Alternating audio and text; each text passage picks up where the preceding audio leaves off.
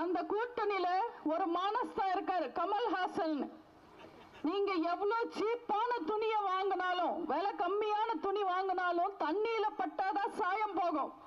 ஆனா தண்ணியில படாமலே சாயம் போற ஆளு கமல்ஹாசன் மட்டும்தான்.